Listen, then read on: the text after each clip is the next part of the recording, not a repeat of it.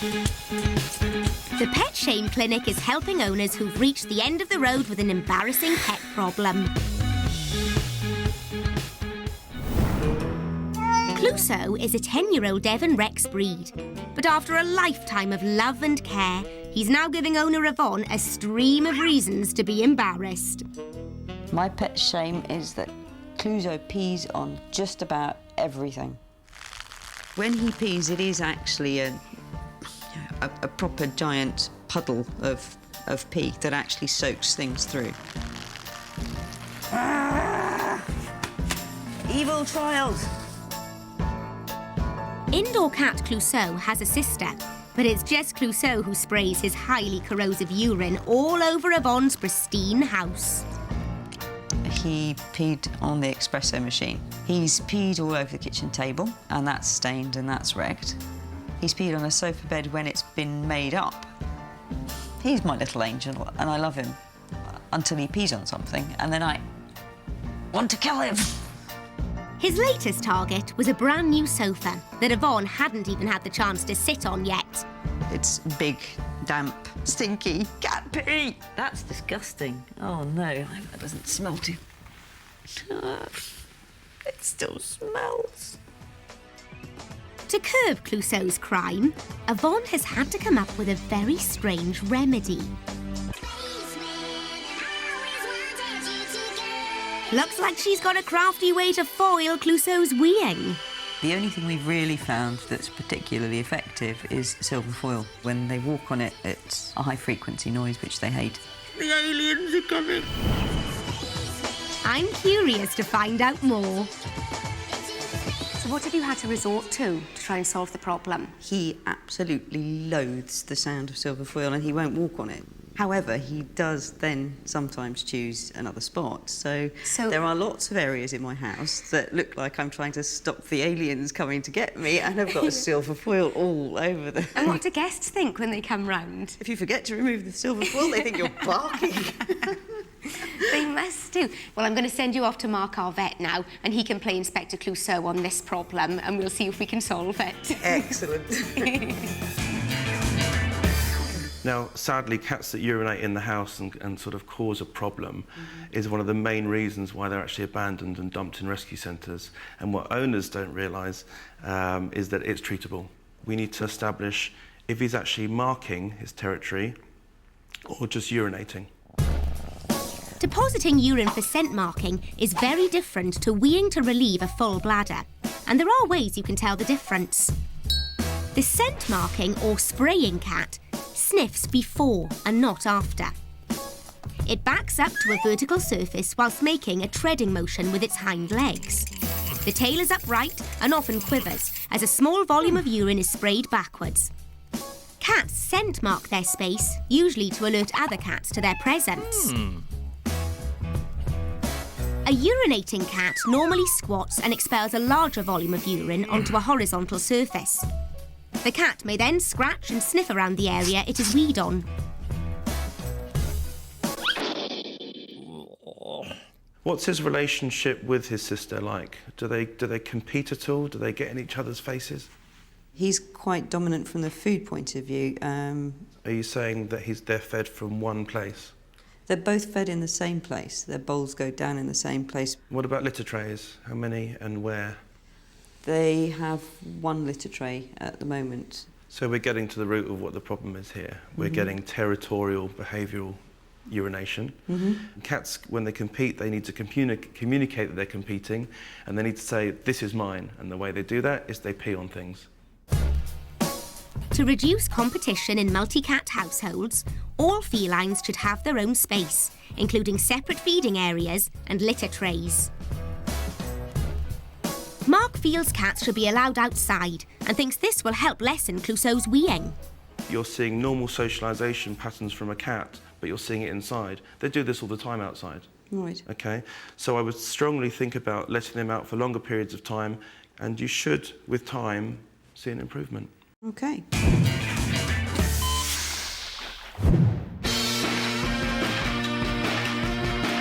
Whisper, the hybrid ferret polecat, has feral animal instincts. He's killed owner Maria's pet hen and constantly bites her and best friend Kelly. Mark's advice was to put Whisper on a diet completely free of fresh meat and keep the food constantly topped up so Whisper would never go hungry. Well, we started to feed him on dried ferret food, and we always leave plenty of food in 24/7 of the dried food anyway. But we got bitten quite a bit, didn't we? After some experimenting with Mark's initial suggestions, Kelly and Maria found a happy medium. So what we did was we increased the meat intake, and we've managed to hit the right balance now. I think probably being closer in nature to the wild polecat, he needed that carnivore instinct of actually digging his teeth into actual flesh. Both Kelly and Maria have been viciously scratched and bitten by Whisper. Now, come on. Mark suggested getting Whisper used to strangers, and their friend Dave has bravely volunteered to help. This is the first time Kelly and Maria have let anyone other than themselves handle Whisper. This is an absolute first. He's relaxed, he's comfortable, he's even falling asleep, which is really, really nice. I'm just tickled pink, and I'm going to cry in a minute. I never thought that this would happen. But quite genuinely emotional. From a killer to this in so short a space of time, it's just unbelievable. But can you really tame the natural instinct of a killer?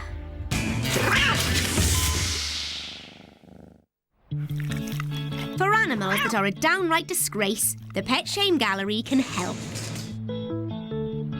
We're starting with Dora, who's a Lakeland Terrier. She belongs to Sian Rees from London. And Dora's problem is that she goes mad when the toilet is flushed. Flush the toilet, She goes mad! dog goes mental. Look at her, she's trying to catch the water. She goes absolutely mental. Yeah, I mean, this is a Lakeland Terrier. It's a ratting breed, it's a hunting breed, and it hides behind the toilet in a real hunting mode, and it's dying to get to the water because, you know, its brain is telling it there's probably a rat down there that it can eat. This is a serious problem. Dora needs help. So how could you help her? What would you do? We need to redirect that behaviour. So something like interactive brain teaser toys, something to keep her mind occupied. You need to get her away from the situation, close the door, make sure she can't get to the toilet, and also reward her for not going to the toilet. So our next case is Romeo, the Pomeranian. He's owned by Alison Cramp, and Romeo's 3 years old, and he's overweight. He's reversing! He's overweight because he won't walk on any surface apart from carpet. Look at the size of him. I mean, that's not normal. Oh. Apparently, he slipped on the floor when he was younger, and if he's forced to walk on the floor, he will just bark and bark and bark until she picks him up and comforts him. OK, I think we have a nice case here of the dog actually training the owner. This is like saying, you know, I'm not doing anything until you give me exactly what I want, and to demand sort of attention, demand treats. I think the owner needs to be a little bit harder. She's actually killing her dog by feeding him these treats and getting him to this size. Our next one is Monty, who plucks his feathers. Why do you think he's doing that? Without examining him, impossible to tell. But so the first advice would be, you know, to take him to a vet. He may even need referral to an avian specialist because this is a bird in a real terrible state. We need to rule out mites, other parasites, hormone conditions. We've got to consider boredom. I mean, parrots, like all birds, are very intelligent. They need physical, mental stimulation. They need toys to chew on. They need all sorts of things. This doesn't happen in the wild. This is only a condition of captivity. So something's happening, maybe dietary, maybe medically, most likely environmentally, but get it checked out, preferably by a specialist.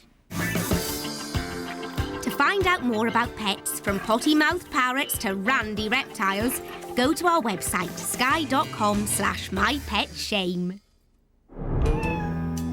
A week ago, Yvonne brought Clouseau, the house-weeing cat, into the clinic for inspection. Mark suggested that living in a multi-cat household was causing Clouseau to scent mark, so the answer was to give him and his sister separate living spaces. We've got a second litter tray. Clouseau eats here and Cato eats over here, so they have their own individual spots. To stop him fighting for territory, Clouseau's even got his own high-up hidey-hole space. So it's become one of Clouseau's exclusive spots, which he absolutely adores. Yvonne is now ready to put Clouseau to the test by getting rid of the only foolproof method that stops him weeing, silver foil. It's a fairly momentous occasion because the foil's been in place pretty much for the last 4 or 5 years in varying spots. So it would be absolutely fantastic to get rid of it and have a normal house. Clouseau is confined indoors by Yvonne, but Mark's top tip to a happier, wee-free cat is to allow him outside. He felt, I think, that it was mainly that Clouseau's territory wasn't big enough, and so he was trying to mark indoors. It is a fairly big step to let him out. Reluctantly, Yvonne lets Clouseau out for a few supervised moments. But the thought of him running away gets the better of her. What are you doing? Come here. Find out later if Yvonne manages to cut the apron strings. Coming up, Columbo's diet gets a doggy makeover. This is the equivalent of feeding this much sugar a year. And find out if Clouseau, the weeing cat, is still going with the flow. I might get caught out, you know, there might be one lurking somewhere.